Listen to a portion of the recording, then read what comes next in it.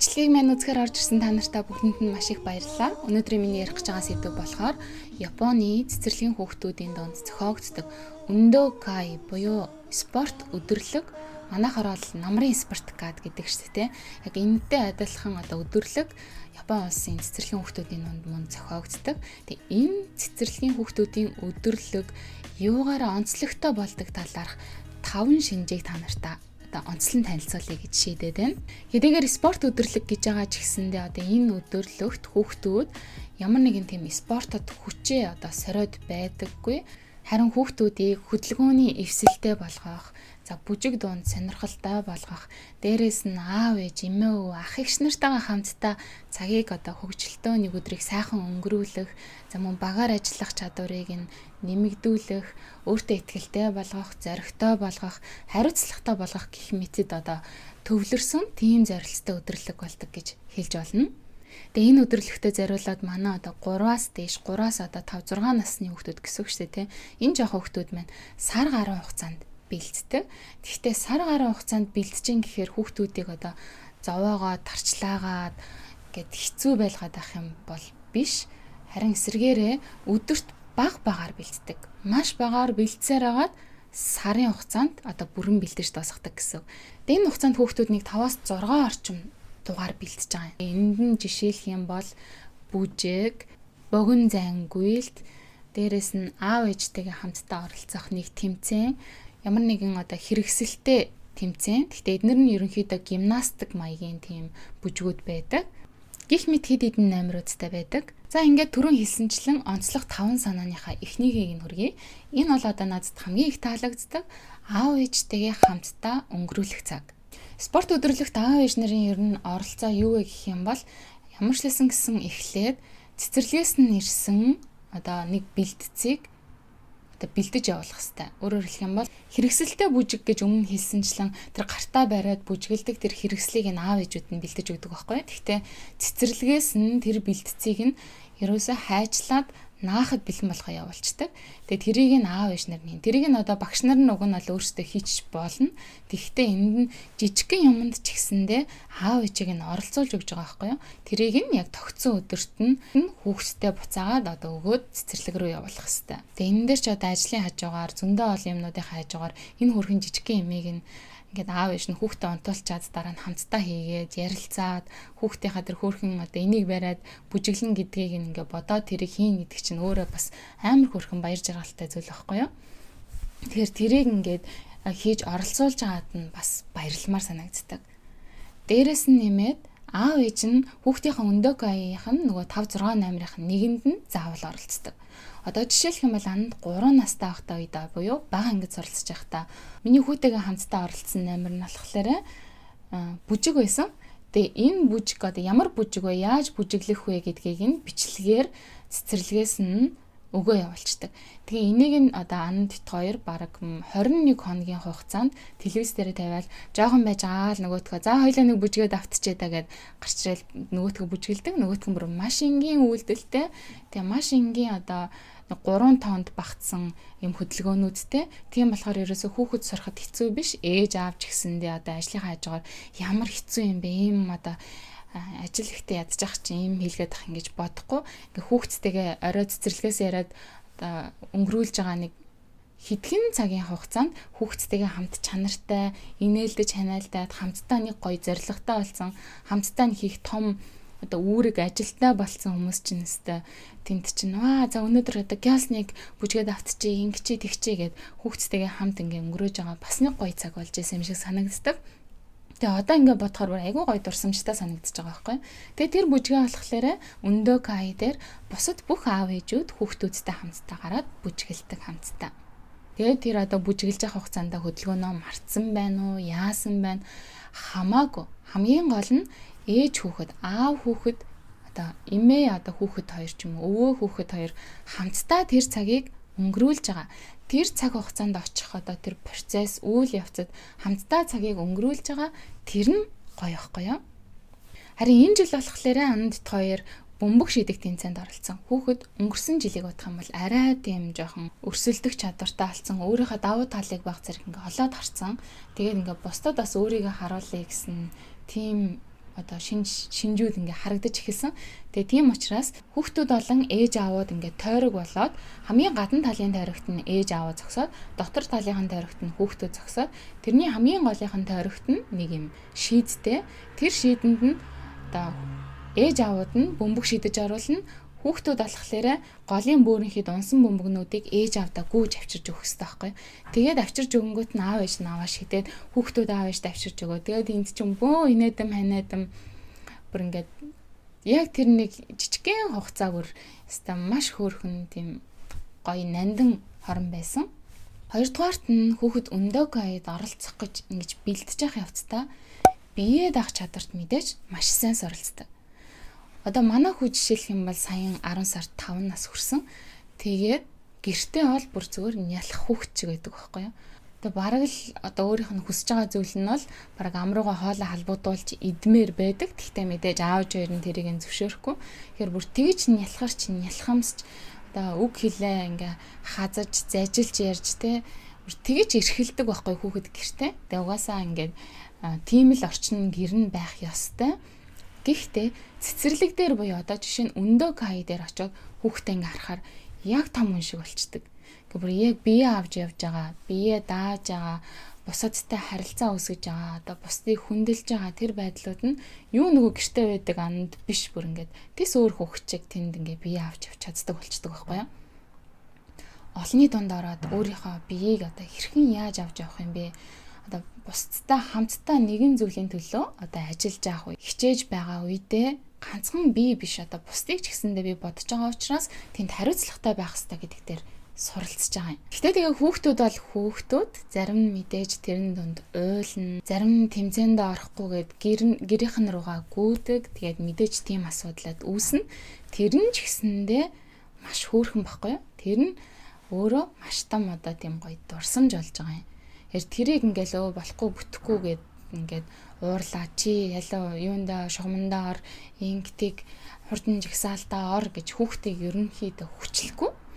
Гэхдээ хүчлэхгүй ч гэсэндээ тэнд хүүхдийг заавал оролцоо. Богино зангиултын хэсэг дээр нэг хүүхэд жишээ нь ингээ уйлаад ерөөсөө гүйхгүй байгаа хгүй. Тэнгуут ингээ уйлж байгаа чигээр нь багш нь хөтлөөд гүүгээд тэгээд бусад эцэг эхчүүд болон хүүхдүүд тэр хүүхдийг ингээд нэрийн дуудаад дэмжиж байгаа байхгүй яа. Хичээгээрээ чаднаа гэж жоохон хүүхдүүд бас ингээд хамтдаа дуу нийлүүлээд нэрийг дуудаад хичээгээрээ гэд ингээд орилж байгаа. Тэр ингээд бүх үйл явцууд нь бүгдээрээ маш хөөрхөн. 3 дугаарт нь хүүхдийн багаар ажиллах чадвар мэдээж сайжирна. Багаар өрсөлдүүлнэ гэхээр хүүхдийн одоо бие даах ганцаараа одоо дэвшлэх ч юм уу зарим үед одоо хойш татаад байгаа зүйлсийг орхиод ганцаараа урагшлах шаардлагатай болдог ч гэсэндээ одоо энэ бага наснд нь хүмүүстэй бусадтай одоо хамтрах, эв ийтэй байх тэрэнд одоо суралцуулахад гол зорилго нь байгаа юм. Тэгээд дээрэс нь энд хэдийгээр богино зайд хүүхдүүдийг хооронд нь ингээ уралдуулад гүйлгээд байгаа юм шиг боловч энэ нь одоо ялагч гэж байхгүй.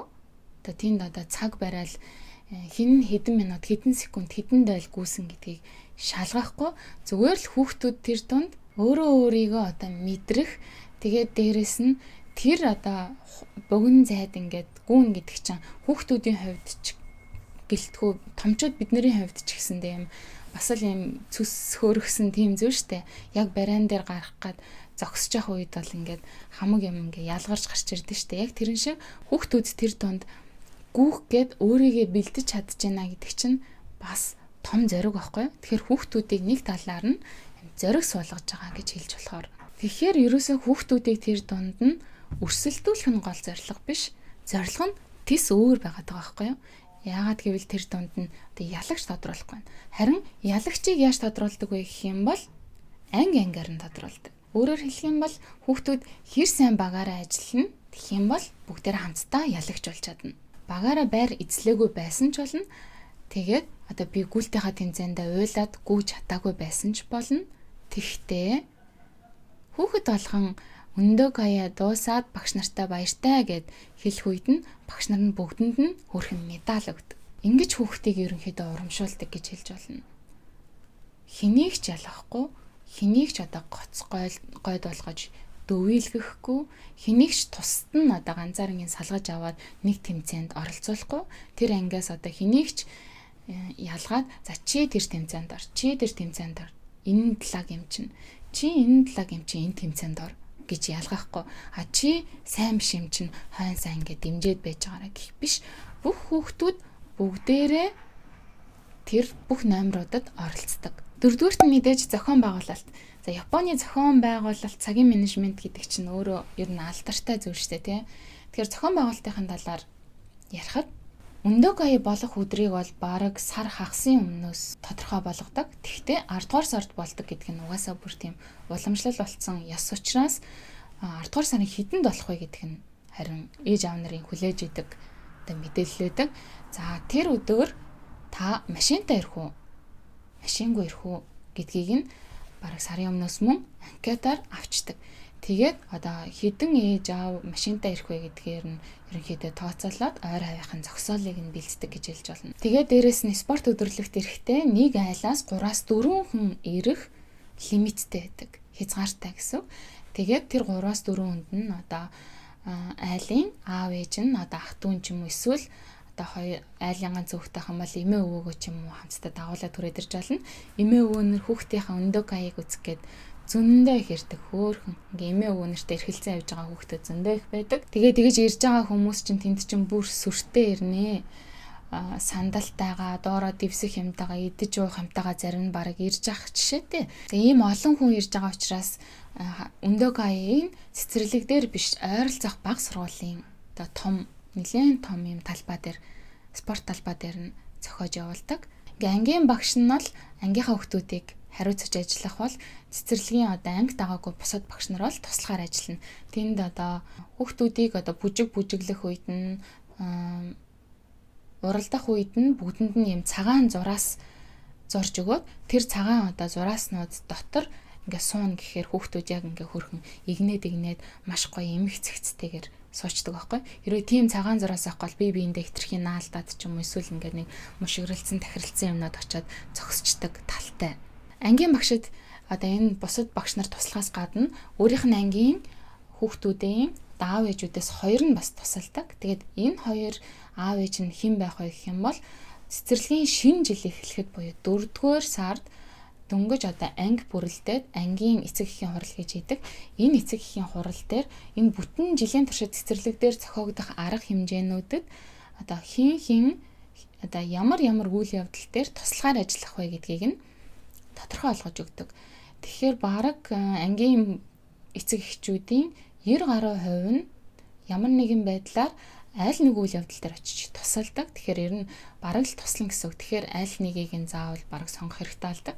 Тэгээ манай хувьд болохоор Ундокай дээр туслана гэж нэрээ өгсөн учраас энэ жил аав нь очиж туслах ажилтнаар ажилласан. Тусалж байгаа аав ээжүүд нь болохоор хүүхдүүдийг одоо биеийн тамирын хувцсны бүрэн бүтэн байдал одоо жишээ нь аимсны хитрхээ доошоо олоод ингээд суудсан байх юм бол хүүхэд гүйж явах үедээ нөгөөтгөндөө бас ингээд бүдэрч унах аюултай. Тэгэхээр аимсыг нь байнга дээш нь татаж өгөх. Дээрээс нь подолкигийн шортын дотор нь заавал оруулсан байх хэрэгтэй. Тэгэхгүй бол одоо салбанаад хүүхдүүд чинь гүйхэд бас асуудалтай. Тэгээд одоо номерууд дээр нь малгайгаа нэг бол дотор талаар нь буюу цагаан өнгөтэй олгож өмснө, нэг бол ягаан өнгөтэй олгож өмснө. Тэгэхээр тэрийг нь солино. Ам цангаж байгаа хүүхдтэй юм бол усыг нь уулгана, уснуудыг нь олж өгнө. Ямар нэгэн тусалцаа хүүхдэд хэрэгтэй болох юм бол тэрэн дээр нь гүйж очино. За тэгээд одоо шээлээ барьлаа гэх юм бол 0 руу нөгөөхөө дагуулж гүн гэт ер нь бол туслах ээж аавуудын хийх ажил мундахгүй. 5 дугаарт нь зураг. Одоо нэгэнт энэ сошиал орчин хөгжчихсэн. Тэгээд ер нь хүн болгон ямар нэгэн болж байгаа үйл явдлаа зураг авч баримтжуулаад дурсахыг хүсдэг тийм цаг үе болчихсон. Тэгээд ийм цаг үе дээр мэдээж ээж аавууд хүүхдийнхаа ийм хөөрхөн өдрөлгийнхэн зургийг нь авч үлдэхийг хүснэ. Гэхдээ бидний ч нөгөө ингээд том тойргийн гадна ингээд оруулчихсан учраас хүүхдүүд яг голд нь бүжиглээдтэй. Хүүхдийнхаа зургийг авах гэхээр ингээд камера татахаар мэдээж чанаргүй тийм бүрсгэр зураг бичлэгүүд гарч ирдэг. Тийм зургууд ч одоо яг үнэхээр хэцүү ч тэ. Тэгэхээр тэр асуудлыг нь хүртэл шийдэж өгсөн нь юу гэх юм бол энэ Японы цэцэрлэг за сургуулиуд ядгийн мэдхгүй бас л адилхан баг. Цэцэрлэгүүд үйл явдлууд дээрээ одоо юм зургийн нэг том компанитай ажилладаг. Happy high cheese гэдэг. Тэгээ энэ high cheese-ийн зурагчнгууд хурж ирээд тэр зөвшөөрөгдсөн дотор хүүхдүүд байгаа хэсэг рүү явж ороод тэгээ хүүхдүүдийн зургийг бүр ингээд нэг бүрчлэн түүж авдаг. 2 3 зурагч хурж ирээд энэ тэндээс гараад гүүгээл яваад байна. Тэгэхээр тэгээд тэр зургийг нь сайт дээрээ байршуулад бид нэр тэр зургнуудыг нь үзэж агаад одоо өөрийнхөө хүүхдийн одоо хөөрхөн гарсан зургийг нь түүж аваад худалдаж авдаг. Тэр худалдаж авсан зураг маань удахгүй одоо гэрийн хаягаар хүргэгдэж ирдэг байхгүй юу? Тэгээ тэрийг нь бас файлаараа судалдаж авах боломжтой. Үнэн баг зэрэг өндөр юм шиг санагддаг боловч тэг хүүхдийнхаа хөөрхөн зурган дээр одоо мөнгө харамлаад яхав. За миний онцолж байгаа 5 давуу тал бол энэ байна. Мэдээж өөр зөндөө олон давуу талууд байгаа. Миний олж хараагүй. Тэгээд Японд амьдардаг ээжүүд маань бас өөр гой давуу талуудыг мэдж байгаа бол одоо өөрт нь мэдрэгдсэн бол бас тэр сэтгэлээ хуваалцаарай. Тэгээд бичлэгийнхаа төгсгөлд болохоор хүүгийнхаа баг болон дунд анги 3 4 настай үедээ ундокай буюу спорт өдрөлтөд хэрхэн оролцсон хөөрхөн агшнуудыг нь хуваалцъя гэж бодож байна.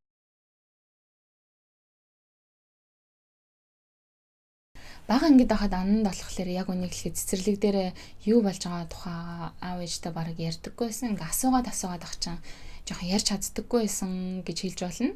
Яагаад гэх юм бол Япон хэлээ одоо дөнгөж сурч эхэлж исэн. Тай ярьдаггүй байсан учраас одоо яг тэнд юу болоод байгаа мэдэхгүй. Дээрээс нь бид хоёр өөрсдөө ундокай гэдгийг чи анх удаа үзэх гэж байгаа учраас юу болдгийг мэдэхгүй. Тэгээ ер нь бол нэг цав цагаан цаас шиг амьтад гүүгээд очсон. Тэгээ очсон чинь яаж бие авч явж байгааг нь ямар хариуцлагатай байгааг нь хараад бүр ингээд зөндөө их бахархаж байгаа байхгүй.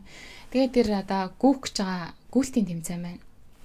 Хүүхдүүд хийн гарбууны дуугаар ээлжээрээ гүйдэг. Тэгээд тэгэж гүүхийнхаа өмнө поз авдаг. Ямар поз авж байгааг нь та нар ингээд хардаа бүр үнэхээр хөөрхөн.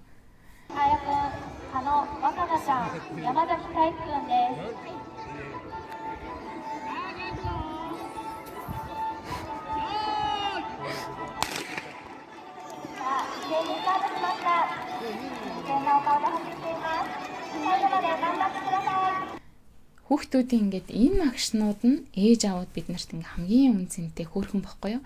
Тэрнээс биш одоо тэнд уралдаж төрүүлэх нь бол гол биш. Тэгээ дээрэс нь одоо 3 настай хүүхдүүдийн алхаж байгааг та бүхэн харж байна. Анги нь ундокай болох гол одоо талбай руугаа алхаж явж байна. Тэгээ ингээ харах юм бол нөгөө цэргүүд өрөөлдөж алхахдаг шиг мэдхгүй ч гэсэндээ ингэж алхахдаг гэд бас хичээгээд алхаж байгаа нь хөөрхөн байгаа байхгүй юу. Тэгээ нандин алхаж байгаа нь бүр хараад бүр тэр үедээ бүр зөндөө их инээж исэн. Ямар хөөрхөн юм бэ нэрээ. Яаж хичээж байгааг ингээд дотроо төсөөлөхөөр бүр ингээ хайр хүрээд байгаа юм чинь. Ийм хөөрхөн агшнуудыг тэр гэр бүлүүдэд ээж аавуудад болон хүүхдүүдэд энэ ундокай бэлэглэж чаддаг болохоор ундокайд би ер нь дуртай. Тэгээ энэ бүжиг мүжгээ бол ингээл хагас дотоо янз бүр инээдтэй юмнууд хийн. Тэгэл тэднээс нь бүр хичнээн хөөрхөн хүүхдүүдийн ингээд зүгээр хийж байгаа нь оролцож байгаа нь л хөөрхөн байгаад байгаа байхгүй юу?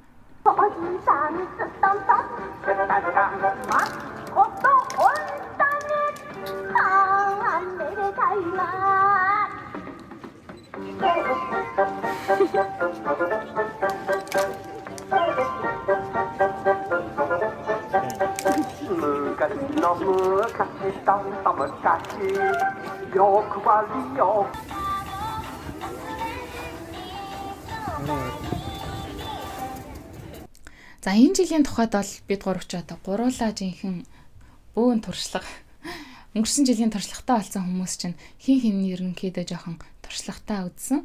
Тэгээд аав ээж нь ч гэсэндээ бас жоохон мэддэг болсон байсан учраас одоо хүүгээ өнгөрсөн жилийнхаасаа хэрхэн өсөж дэвжсэн байна, сэтгэл зүйн байдал ер нь ямар хөө байна, ер нь хэр их айж гэн, хэр их одоо олонний дунд бие барьдсан байна гэдэг ч юм уу те хүүхдээ бас нэг одоо ажиглах нэг том боломж гэж харж байгаа юм.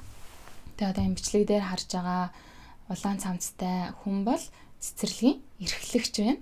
Тэгээ энэ эрхлэгч маань юм настай хүн байдаг. Анх андыг маань цэцэрлэгт орж явахад Монгол болон Япон хэлний юм жижигхэн тавхимал биднэрт хэвлэж өгөөд одоо сургуулийн орчинд хэрэглэгддэг. Тэгээ ер нь маш их дэмжижсэн. Тэгэл байж байгаа л анд гэртээ монголоороо сайн ярьж байгаа үсттэй гэж асуун. Тэгэл Монголд амьдардаг найз нь байдаг гээл ер нь Монголын талаар ярьдаг, энгийн сайхан дулаахан өвөө байдаг. За ингээ хүүхдүүдийн алхаж байгаа нь өрөөлдөж алхаж байгаа нь хүртэл арай жоохон урлагтай болж ирнэ. Тэгээд та юмнуудад хандж байгаа хандлага нь бүр илүү одоо том болж ирсэн харагддаг. Тэгээд одоо энэ бүжиг гимнастикуудаа бүжиг гэдэг байгаа боловч ерөнхийдөө гимнастик. Тэгээд энэ гимнастикууд арай илүү тийм сериосны хүлээж авдаг болцсон харагдсан.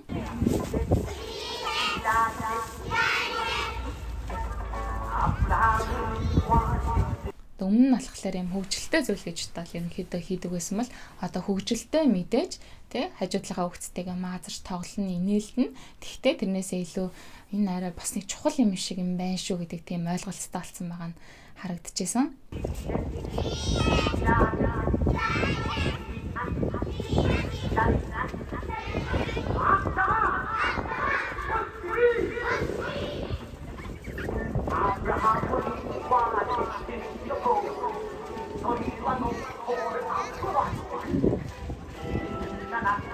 За тэгээ гүүхийн өмнөх поз бол хэвэндээ. Нэг позныхаа ерөнхий арамыг бол гаргачаад байгаа маа. Тэг өнгөрсөн жил ананд болохоор гүйлтэн дээр хамгийн дөрүүлээд хөрхөн гүйж явж ирсэн. Гинт үгүй ер нь одоо юу болоод нөгөө хамт гүйжсэн хүмүүс чи яад алга болчихоо. Эргэн хоошоо харж байгаа. Тэгээд хамгийн сүлд баг орсон яасан. Энэ жил болохоор нэг тэгэж хичээсэн ч юмгүй тэгэл өөрийнхоороо гүгэл орж илээ.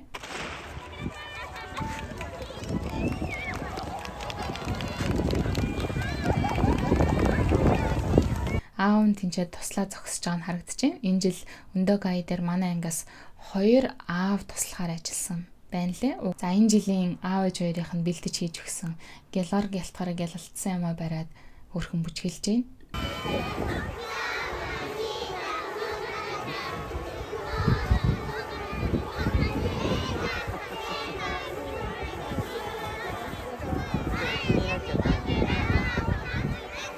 За тэгээ хамгийн сүүлийнх нь энэ нэг хөөрхөн бүжиг байгаа. Бүгдээрээ энэ нэг том бөөрөнхий оо тент майхан шиг ямиг бариад хідэн талаас нь дээшээ хамтдаа хөөргөж дотор нь одоо хий оруулна.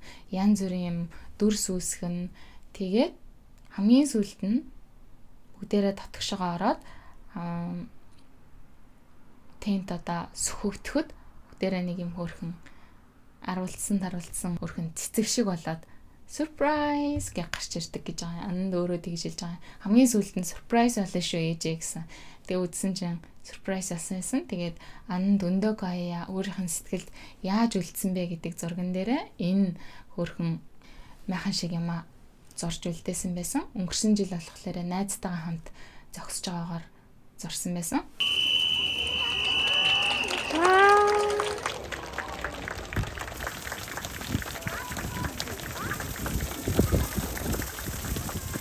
За энэ дээр ананд хоёр бөмбөг шидэж байгаа харагдаж байна. Би бүр өстө үнэн сэтгэлээсээ тэрэн донд бүр орцсон явж байгаа маа. Сүлд нь харсч өөр инээдтэй гэж. Тэгээ яг тэр үедээ одоо ямар харагдаж байгаа л яаж байгаа л хийж байгаа л гэж санаа зовж байгаа ч юм байхгүй хүүтэйгээ хамтдаа бүр яг тэр ингээд хоромдоо орцсон байсан болохоор сүлд нь харсан ч өстө далчхан жөгчээ. За ингээ хамгийн сүүлд нь бүгдээрээ медаль аваад эдний анги мөнгөн цом билүүд авсан. Тэгээ мөнгөн цомоо бариад хамтдаа багштайгаа зураг авах болсон байна. За өндөө гаяа маань тухай бичлэг ерөнхийдөө ийм байна. Хүүхдүүд тэгээ медалаа зүүгээд цэцэрлэгээс өгсөн өөр жижиг өнгийн цаас харандаа тэгээ нэг жижигэн тоглоом нэг шагналаа аваад эндээсээ гараад мэдээж өвөө эмээ ээж аваараа шагнуулна. Тэгээ тэр нэг хөөрхөн нэг зайрмөх ч юм уу эсвэл хамтдаа гоё хоол идэх ч юм уу ингээ хөөрхөн хүүхдээ шагнаад урамшуулад ийм гоё одоо том юмны ард гарсанд нь хүүтэй хичээсэнд нь баярлаа. Баяр хүргэе. Одоо өнгөрсөн жилиг бодох юм бол илүү их сайн дэвшсэн байх шүү гэж хүүхдээ урамшуулад тэгээд энэ өдөр дуусаад харин маргаашнаас нь ахуулаад хүүхдүүд хаппиокай буюу одоо манайхаар гэлтгэх өдрлөг одоо урлагийн үзлэг бэлдэж эхэлдэг. Ахаад сарын дараа урлагийн үзлэг болно. Тэгэхдээ мөн л хүүхдүүдийг хитрхийг шахахгүй өдөрт баг багаар явсараад 12 сарын 1-ний өдөр одоо хүүхдүүд маань хаппиокая аав ээж нартаа үзүүл сонирхолно. Тэр өдрийг бол одоо тэсэн ядан хүлээж байна. Тэгээд бичлэгийг минь энэ хүртэл үзсэн та нартай бүгдэнд нь маш их баярлалаа. Сэтгэлээ комент хэсэгт үлдээгээрэй. Тэгээ түр баяртай.